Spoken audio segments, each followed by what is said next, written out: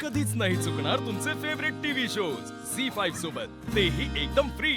Happy Holy madam. Happy Holy. अरे किती वेळा सांगितलंय पाया पडायचं नाही म्हणून.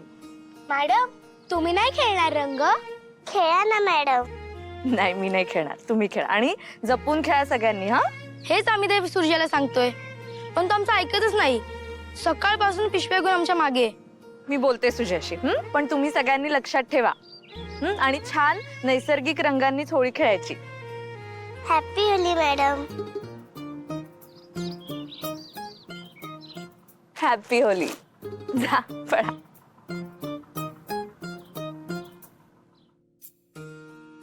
अधिपती बरं झालं तुम्ही आलात ते.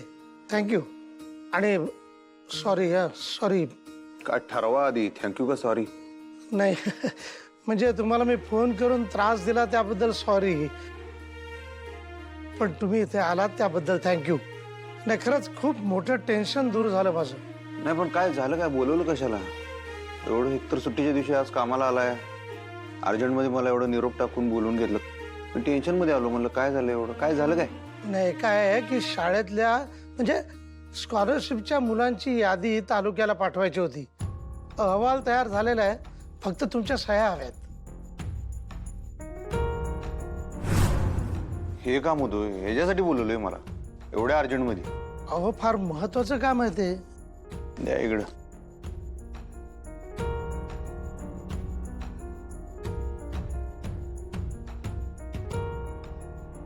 हे काम होतं आधी सांगायचं की, मग मला वाटलं मास्तरीन माईंचं काय काम होतं काय. नाही तिचं काम ती करून गेली. म्हणजे तिच्या वर्गाचा अहवाल तयार करून गेली ती.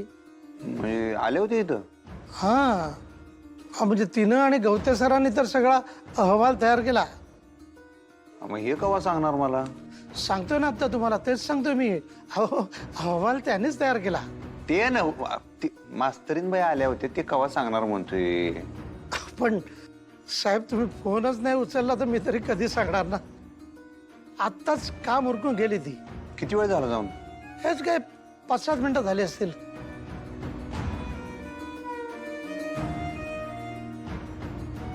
झालं काय? झालं एवढंच होतं ना? थँक्यू. हा अधिपती. नाही नाही मी थँक्यू तुम्हाला. नाही नाही असं कसं, मी थँक्यू. अहो नाही नाही खरंच मी थँक्यू. चुकलं का माझं? सॉरी. हा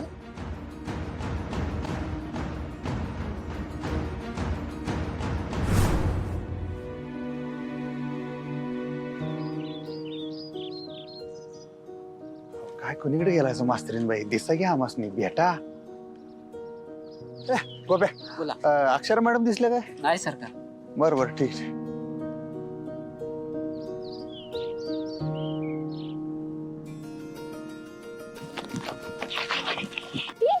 लागलं. काय रे, काय झालं? काय झालं, लागलं का तुला? नाही. अरे नाही काय, बघ ती खरचटलंय रे, खूप लागलं. काय रे तुम्ही मुलं, हा रंग खेळायचे तर खेळा, पण जरा जपून खेळा ना. किती लागलंय त्याला? काही नाही मॅडम, एवढं काही नाही झालंय, तर रोजच लागतं. रोज काय लागतं? चल आपण दवाखान्यात जाऊ. नाही मॅडम. अरे चल नाही. ए पळा सूरज आला. अरे सावकाश.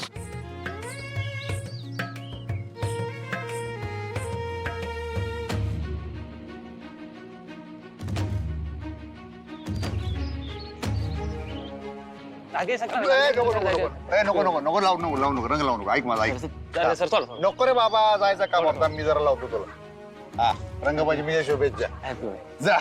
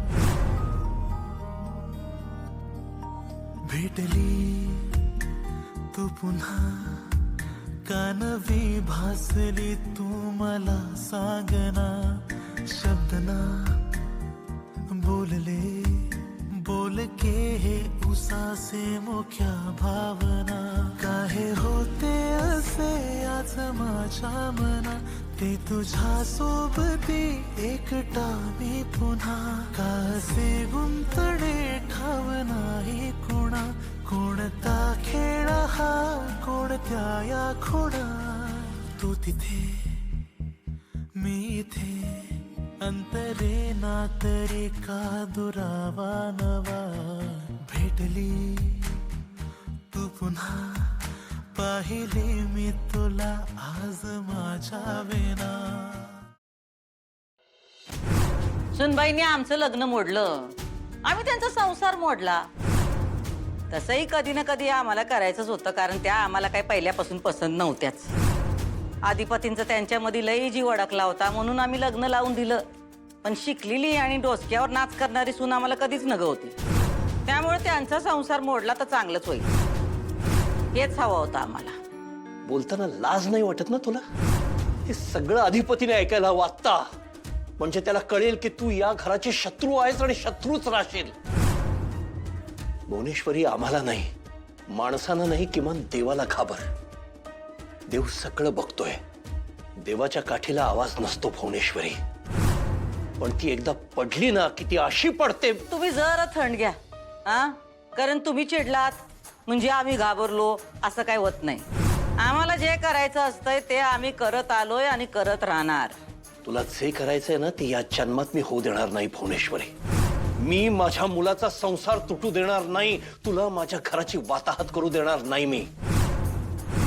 मी अक्षराला या घरात आणीन आणि तुला या घराच्या बाहेर हाकलेन.